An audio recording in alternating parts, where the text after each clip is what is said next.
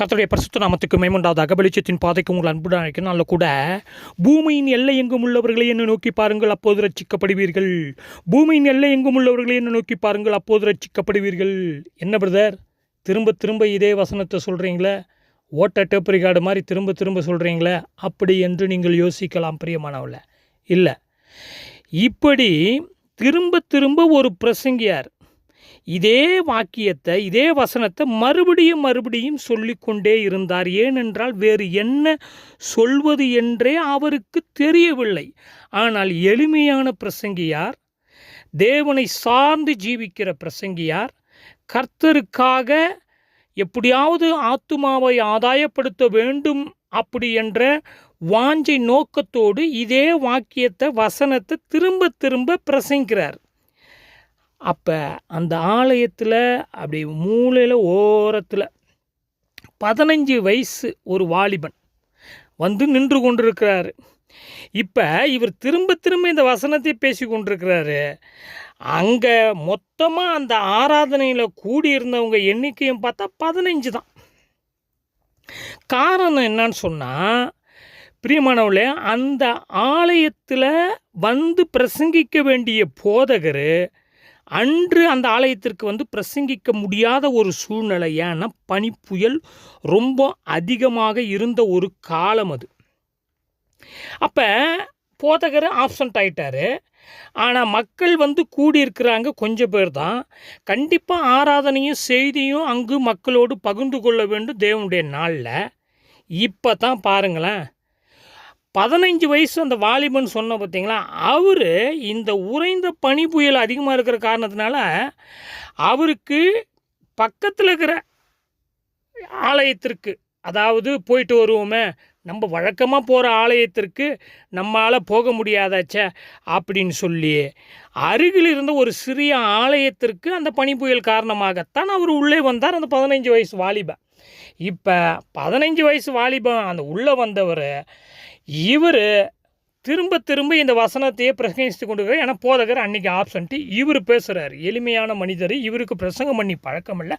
ஆனால் தேவனுடைய வார்த்தையில் இருக்கிற அந்த வல்லமை, அந்த வசனத்தில் இருக்கிற அந்த வல்லமை, ஆத்துமாவை ஆதாயப்படுத்த வேண்டும் என்ற அந்த வல்லமை இவருக்கு இருந்தபடியால் இவர் அந்த வாலிபனை உற்று நோக்கி பார்த்து, இவர் திரும்ப திரும்ப வாலிபனே இயேசுவை நோக்கிப்பார், வாலிபனே இயேசுவை நோக்கிப்பார், இயேசுவை நோக்கிப்பாருன்னு சத்தமிட்டு சொல்கிறாரு. இவர் பேசிய திரும்ப திரும்ப பேசிய வார்த்தை, பூமியின் எல்லை எங்கும் உள்ளவர்களே என்னை நோக்கி பாருங்கள், அப்போது ரட்சிக்கப்படும். அந்த வாலிபனை பார்த்து சொன்னார் பார்த்தீங்களா, அந்த வாலிபன் வேறு யாரும் இல்லை. அதாவது பிரசித்தி பெற்ற பெரிய பிரசங்கி. அன்றைய நாட்களில் அவருடைய பிரசங்கத்துக்கு லட்சக்கணக்கான மக்கள்கள், வாலிபர்கள் குவிந்தார்கள். அவருடைய சபை பெரிய சபை. அவர் வந்து அநேக புத்தகங்களை எழுதியிருக்கிறாரு. அவருடைய பிரசங்கத்தினால அநேகரை ஆண்டவருக்குள்ளே வழிநடத்திக்கிறாரு. அநேக அநாத விடுதிகள் அவர் கட்டியிருக்கிறாரு, வேத கல்லூரி கட்டியிருக்கிறாரு. அவர் வந்து அவருடைய ஊழிய பாதையில் அவர் வளர்ந்த விதம், அவர் ஊழியம் செய்த விதம் எல்லாம் உலகத்தில் உள்ள அநேகரை கவர்ந்து இழுத்தது ஆண்டவருக்குள்ளாக. பிற்காலங்களில் அந்த 15 வயசு வாலிபனை நோக்கி வந்த வசனம்தான், பூமியின் எல்லை எங்கும் உள்ளவர்களே என்னை நோக்கி பாருங்கள். ஆனால் பிரசங்கம் பண்ணவர் யார்? எளிமையாக வேலை செய்கிற எளிமையான ஒரு தேவ மனிதர். வர வேண்டிய போதகர் வரல, ஆனால் இன்னொருத்தவர் அங்கு பேசின வார்த்தை தான், அப்போ தொட்ட வார்த்தை தான் 15 வயசு ஆளு சார்லஸ் ஸ்பர்ஜன் அவர்கள். பிரியமானவரில், இதிலிருந்து இதை வாசிக்கும் பொழுது ஒரு 2-3 சிந்தனைகளை இன்றைய காலத்தோடு கூட நம்ம ஒப்பிட்டு பார்க்கணும். இப்போ பூமியின் எல்லை எங்கும் உள்ளவர்களை என்னை நோக்கி பாருங்கள், அப்பொழுது ரட்சிக்கப்படுவீர்கள். இதில் என்னன்னு சொன்னால், பூமியின் எல்லை எங்கும் உள்ளவர்களை என்றால் எல்லா மனிதனுக்கும் வருகின்ற ஒரு வார்த்தை. மதபேதம் இல்லாமல், எந்த ஒரு வேறுபாடும் இல்லாமல் எல்லா மனுஷனும் யாரை நோக்கி பார்க்கணுமா? கர்த்தரை நோக்கி பார்க்க வேண்டும். அப்போ நோக்கி பாருங்கள், அப்பொழுது ரட்சிக்கப்படுவீர்கள். அப்போ நோக்கி பார்க்கலன்னு சொன்னால் இன்னொரு கேள்வியை நம்ம எழுப்பி பார்க்கணும் அல்லவா? நோக்கி பார்க்கிறவர்கள் அப்போ இந்த வாலிபனை நோக்கிப்பார்னு இந்த எளிமையான பிரசங்கியாக இருக்க ஆண்டோடைய வசனத்தை பிரசங்கிக்கும் போது திரும்ப அந்த வார்த்தையை பிரசங்கிக்கும் போது ஸ்பர்ஜன் அவர்கள் அப்படியே கேட்ச் பண்ணிட்டார். அன்னைக்கு இயேசுவை நோக்கி பார்த்தாரு, ரட்சிக்கப்பட்டார், அந்த வாய்ப்பை பயன்படுத்தி கொண்டார். இப்போ 3 காரியம். புயல் காரணம், புயலின் பனியின் காரணமாக இவர் வழக்கமாக போகிற இடத்துக்கு போகாமல் பக்கத்தில் இருக்கிற இடத்துக்கு போய்க்கிறாரு. 1. 2வது காரணம், புயலின் பனியின் காரணமாக வர வேண்டிய போதகர் ஆப்சண்ட்டு. 3வது, பிரசங்கமே பண்ண தெரியாது, ஆனால் தேவனுடைய வசனத்தை கம்பீரமாக மீட்புக்கு வழிநடத்தக்கூடிய அளவுக்கு தேவன் இந்த எளிமையான மனிதரை கொண்டு, எளிமையாக வேலை செய்கிற மனிதனை கொண்டு அந்த வசனத்தை தேவன் அங்கு கொண்டு வந்தபொழுது இப்போ யார் ரட்சிக்கப்படுறாரு? பிற்காலங்களில் இவர் மூலமாக அநேகர் கர்த்தரை எழுந்திருக்காங்க, அநேக பிரசங்கமாக எழுந்திருக்கிறாங்க, அநேகரை மீட்புக்குள்ளே வழிநடத்திருக்கிறாரு. ஒரு பெரிய கர்த்தருக்காக உண்மையாக சாதித்த மனிதன் தான் யார்? சார்லஸ் ஸ்பர்ஜன் அவர்கள். அப்போ அவர் ரட்சிக்கப்படுவதற்கு, ஆண்டவரை நோக்கி பார்ப்பதற்கு காரணமாக இருந்த அந்த தேவ மனிதர் யார்? எளிமையான தேவ மனிதர். இப்போ இதிலேருந்து ஒன்றை புரிந்து கொள்ள வேண்டும். பிரபலமான ஒரு போதகரால் தான் மக்களை கிறிஸ்துவுக்குள்ளே ரட்சிக்கப்பட வைக்க முடியும், மீட்கப்பட வைக்க முடியும், வழிநடத்த முடியும் என்பது அல்ல. தேவன் யாரை கொண்டு வேணுமே எளிமையான இருக்கிற மனிதனை கொண்டு எளிமையாக ஒரு சிறிய காரியத்தில் அப்படி நெருப்பை பற்ற வைத்து விடுவார் என் தேவன். ஏன்னா நேற்று தான் ஒரு தியானம், அதாவது ஆண்டவர் எப்படி ஜெபிக்கணும்னு சொல்லி கொடுக்கும்போது கடைசி அந்த ஜெபத்தை முடிக்கும் போது சீஷர்களுக்கு ஜெபிக்கிற விதத்தை கற்றுக் கொடுக்கும் போது கடைசியாக முடிக்கிற அந்த 3 வார்த்தைகளை குறித்து டக்குன்னு ஒரு சிந்தனை ஆண்டவர் கொடுத்தார். அதை அப்படியே டெவலப் பண்ணி ஒரு கட்டுரையை எழுதி வைத்திருக்கேன். கர்த்தர் சுத்தமான அது இன்னொரு நாளைக்கு நம்ம பகிர்ந்து கொள்ளலாம். இப்போ என்ன கேள்வின்னா, வல்லமை கர்த்தருடையது, அற்புதம் கர்த்தருடையது, கிருபை கர்த்தருடையது, மீட்பு கர்த்தருடையது, ஒரு மனிதனை அவருக்குள்ளாக இழுப்பது கர்த்தருடையது. ஆனால் இன்னொரு பங்கு அங்கு மனிதனுடைய பங்கு. இவர் அங்கே ஒப்பு கொடுக்குறாருங்க. யார்? ஸ்பர்ஜன் அவர்கள் அங்கு ஒப்பு கொடுக்கிறார். ஆண்டவருக்கு தன்னை அர்ப்பணிக்கிறார், நோக்கி பார்க்கிறார். அப்படி நோக்கி பார்த்ததுனால்தான் அன்றைய நாள் அவர் ரட்சிக்கப்பட்டார்னு பார்க்குறோம். இப்போ சிம்பிளாக சொல்லி நான் நிறைவு செய்கிறேன்.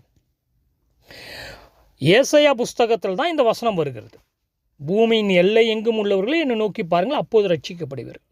இது அப்படியே புதிய ஏற்பாட்டுக்கு கன்வெர்ட் பண்ணால் எபிரேயர் ஆக்கியோன் அழகாக சொல்லுகிறார். 3ஆம் அதிகாரத்தை வாசித்து பாருங்கள். இப்படி இருக்கு பரமழைப்புக்கு பங்குள்ளவர்களாகிய பரிசுத்த சகோதரரே, நாம் அறிக்கை பண்ணுகிற அப்போஸ்தலரும் பிரதான ஆசாரியருமாயிருக்கிற கிறிஸ்து இயேசுவை கவனித்து பாருங்கள். நோக்கி பாருங்கள், கவனித்து பாருங்கள். அப்போ இயேசு கிறிஸ்துவை கவனித்து பார்க்க வேண்டியது அவசியம், நோக்கி பார்க்க வேண்டியது அவசியம். அவரை நோக்கி கொண்டே இருந்தால், அவரை கவனித்து கொண்டே இருந்தால் கண்டிப்பாக நம்மளுடைய மீட்பு, நம்மளுடைய விடுதலை எங்கே இருக்கும்? கிறிஸ்துவுக்குள்ளாக இருக்கும் பிரியமானவர்களே.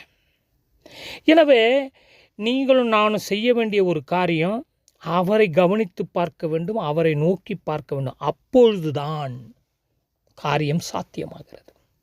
நோக்கி பார்க்கவில்லை என்றால் அப்போ இப்படி ஒரு கேள்வி நம்மை நாமே கேட்டு பார்த்துக்கணும். பிரசங்கம் பண்ணுறவங்களுடைய ஒரு முயற்சியும் அல்ல. நன்றாக புரிந்து கொள்வோம். வசனத்தில் இருக்கிறது வல்லமை.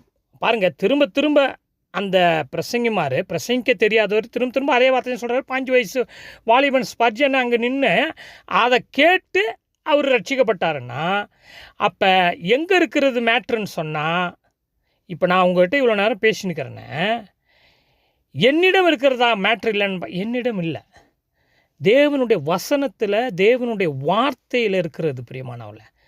அப்போ இயேசுவை கவனித்து பார், இயேசுவை நோக்கி பார், ரெண்டையும் நீயும் நானும் செய்யும் போது தான் விடுதலை, விடுதலை, விடுதலை. மீட்பு, மீட்பு, மீட்பு. ரட்சிப்பு, ரட்சிப்பு, ரட்சிப்பு. மனம் திரும்புதல் அங்கு சாத்தியமாகுது. நோக்கி பார்க்கும்போது, கவனித்து பார்க்கும்போது, ஒப்பு கொடுக்கும்பொழுது மனம் திரும்புதல் அங்கு சாத்தியமாகுது பிரியமானவர்களே. அப்போ நீங்கள் நானும் இன்றைய நாட்களில் ஒன்றை புரிந்து கொள்ள வேண்டும். நான் யாரை நோக்கி பார்த்து கொண்டிருக்கிறேன்? எதை நோக்கி பார்த்து கொண்டிருக்கிறேன்? எதை கவனித்து கொண்டிருக்கிறேன்? எதை கவனிக்க நான் ஓடிக்கொண்டிருக்கிறேன்? எதை நோக்கி பார்க்க நான் ஓடிக்கொண்டிருக்கிறேன் அப்படி என்பதை இன்றைக்கு நாம் சிந்தித்து பார்க்க வேண்டும். இன்றைக்கு எதையோ நாம் நோக்கி பார்த்து கொண்டிருக்கிறோம். நம் மனசாட்சிக்கு நல்லாக தெரியும். தயவுசெய்து சிந்தித்து பாருங்கள். இதை கேட்டு முடிச்சிட்ட உடனே ஆண்டவர்கிட்ட நம்முடைய மனசாட்சியை தொட்டு நாம் எதை நோக்கி பார்த்து கொண்டிருக்கிறோம்? எந்த காரியத்தை நோக்கி பார்த்து கொண்டிருக்கிறோம்? எந்த செயலை நாம் நோக்கி பார்த்து கொண்டிருக்கிறோம்? எதை கவனித்து கொண்டிருக்கிறோம்? யாரை கவனித்து கொண்டிருக்கிறோம்? சிந்தித்து பார்க்கணும். தேவனுக்கு பிரியமில்லாத காரியத்தை நான் நோக்கி கொண்டிருப்பேனானால் என்னுடைய ரட்சிப்பு கேள்விக்குறியானது பிரியமானவர்களே. தேவனையே நான் கவனித்து பார்க்காமல் நான் எதையோ கவனித்து கொண்டிருப்பேனானால், செய்து கொண்டிருப்பேனானால் என்னுடைய ரட்சிப்பு கேள்விக்குறியானது. ஸ்பர்ஜன் நோக்கி பார்த்தார். அதற்கு பிறகு அவருடைய வாழ்க்கையினுடைய சாட்சியை நாம் நோக்கி பார்க்கணும். அப்போ நோக்கி பார்த்ததனுடைய விளைவு சகோதரர் தேவ மனிதர் ஸ்பர்ஜன் அவனுடைய வாழ்க்கையினுடைய பிரதிபலிப்பை பார்க்குறோம். அப்படிப்பட்ட பிரதிபலிப்பை நம்முடைய வாழ்க்கையில் மக்கள் நம்மை பார்க்கணும். நாம் இயேசுவை நோக்கி பார்க்குறோம், கவனிக்கப்பட்டு பார்க்குறோம் என்பதை நம்ம வாழ்க்கையின் வெளிப்பாடில், செயலிலே அதை மக்கள் அதை காண வேண்டும் பிரியமானவர்களே. அப்போதுதான் அதை மக்கள் பேசுவார்கள். அப்போதுதான் அவர்களும் இயேசுவை நோக்கி பார்க்க, கவனித்து பார்க்க அது ஏது உண்டாகும். எனவே பரிசுத்த ஆவியானவர் தாமே உங்களுக்கு எனக்கு ஒரு நாட்களில் ஆண்டவராகிய இயேசு கிறிஸ்துவை நோக்கி பார்க்க, கவனித்து பார்க்க கிருபை செய்வாராக. ஜெபம் செய்வோம். எங்கள் அதிகமாக நேசிக்கிற பரலோக பிதாவே, ஆண்டவரே, உம்முடைய வார்த்தையில் வல்லமை உண்டு, உம்முடைய வசனத்தில் வல்லமை உண்டு. உம்மை நோக்கி பார்க்க, உம்மை கவனித்து பார்க்க, உம்முடைய வாழ்க்கையை கவனித்து பார்க்க, பேச்சை, போதனையை, உபதேசத்தை, செயலை, உம்முடைய நன்மையை, உம்முடைய தியாகத்தை, உம்முடைய மன்னிப்பை, உம்முடைய கிருபையை நாங்கள் கவனித்து பார்க்க, நோக்கி பார்க்க எங்களுக்கு கிருபை செய்வீராக. அந்த வாழ்க்கையில் கடைபிடிக்க எங்களுக்கு கிருபை செய்வீராக. இயேசு கிறிஸ்து மூலம் தாழ்மையோடு ஜெபங்க நல்ல பிதாவே. ஆமென்.